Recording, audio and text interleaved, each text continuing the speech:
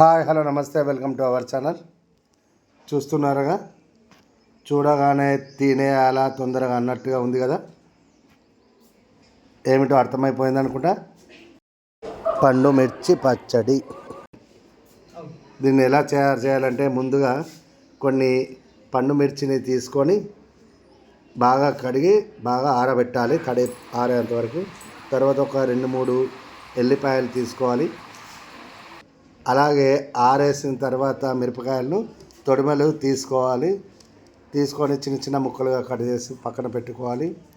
అలాగే ఎల్లిపాయలను పొట్టు తీసి పక్కన పెట్టుకోవాలి. మరియు మెయిన్గా చింతపండును కూడా 1/2 కేజీ పండు మిర్చికి 100 గ్రాముల చింతపండు గింజలు లేకుండా నారలు లేకుండా తీసి పక్కన పెట్టుకోవాలి. ఇందులో వేయడానికి కొద్దిగా జీలకర్ర 2 స్పూన్లు అయితే సరిపోతుంది. అలాగే ఉప్పు ప్రస్తుతం 2 స్పూన్లు వేసుకొని రుచికి తగ్గట్టు వేసుకోవాలి. తర్వాత చూస్తున్నారుగా, వీటన్నిటితో పాటు కొన్ని కొత్తిమీరలు కూడా ఉంటే బాగుంటుంది, గ్రైండ్ చేసేటప్పుడు వేసుకోవచ్చు. అందులో మిక్సర్ జార్లోకి ఇలా ముక్కలుగా కట్ చేసుకొని మిరపకాయలు వేసుకోవాలి. అలాగే ఇందులోనే మనం పొట్టు తీసి పెట్టుకున్నటువంటి ఎల్లిపాయలు, జీలకర్ర, కొద్దిగా ఉప్పు, మళ్ళీ అవసరం ఉంటే వేసుకోవచ్చు. అలాగే కొన్ని ధనియాలు, కొత్తిమీరలు ఇంతకుముందు చెప్పలేదు, ఇందులో వేసుకుంటే కొద్దిగా టేస్ట్ ఉంటుంది. ఇందులోనే మంచిగా శుభ్రం చేసుకున్నటువంటి చింతపండు వేసి మెత్తగా మనం మిక్సీ చేసుకోవాలి.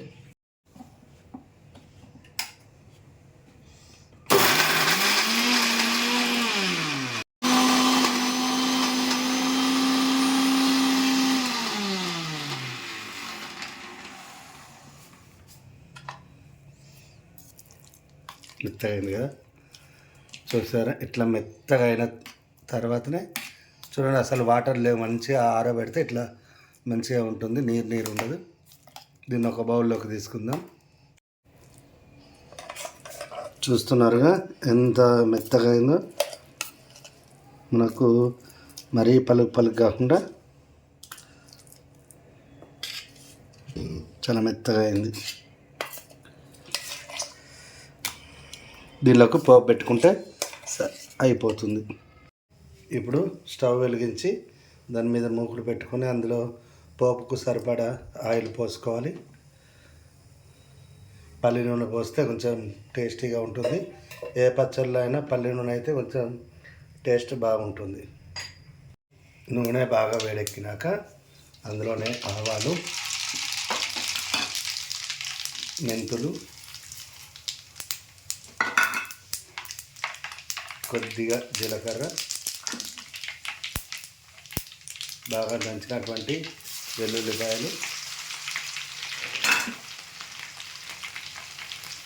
కొన్ని కరివేపాకులు, అలాగే దంచినటువంటి ఎల్లిపాయలు మామూలుగా ఇలా పొట్టు తీసినవి వేస్తే సరిపోతుంది.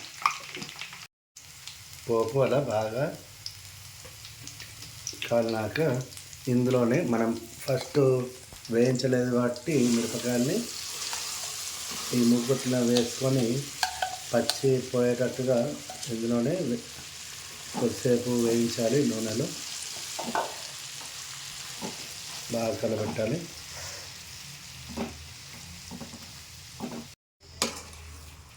చూస్తున్నారా, ఇంత కలర్ఫుల్గా చూస్తేనే తినాలనిపిస్తుంది కదా. వేడి అన్నంలో వేసుకొని తింటే అమృతంలా ఉంటుంది. నేను చిన్నప్పటి నుంచి ఎన్నిసార్లు తిన్నా కానీ మళ్ళీ తినాలనిపించేలా ఉంటుంది. చూసినారు, ఆయిల్ అంతా ఉన్నా కానీ ఇప్పుడు అందులో కలిపేసరికి ఏమీ లేకుండా అయిపోయింది, అందులో కలిసిపోయింది అన్నట్టు బాగా. మీరు కూడా ట్రై చేయండి తప్పకుండా, నిజంగా చాలా అంటే చాలా బాగుంటుంది. బాగా కలబెట్టిన తర్వాత మరొకసారి టేస్ట్ చూసి చప్పగా అనిపిస్తే కొద్దిగా సాల్ట్ వేసుకోవచ్చు. కానీ టేస్ట్ మాత్రం అద్దరిపోతుంది. నిజంగా చూస్తూ ఉంటేనే ఎప్పుడెప్పుడు తిందామన్నట్టున్నది.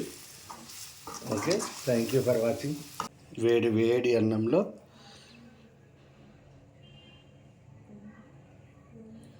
ఈ పచ్చడి వేసుకొని తింటే చాలా చాలా టేస్టీగా ఉంటుంది.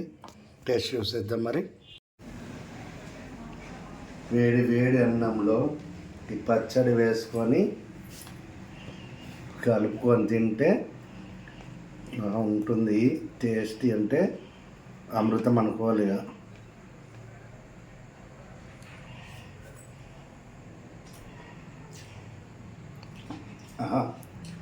నిజంగా అసలు రోజు తినమన్నా దీంతో తింటా నేను.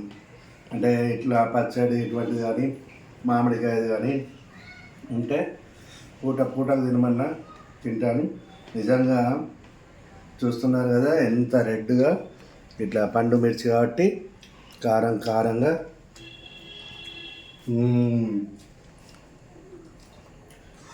ఇంకా స్పెషల్ చూస్తున్నారా ఇలా, ఇది అన్నం చూసినారా, నూకలన్నం.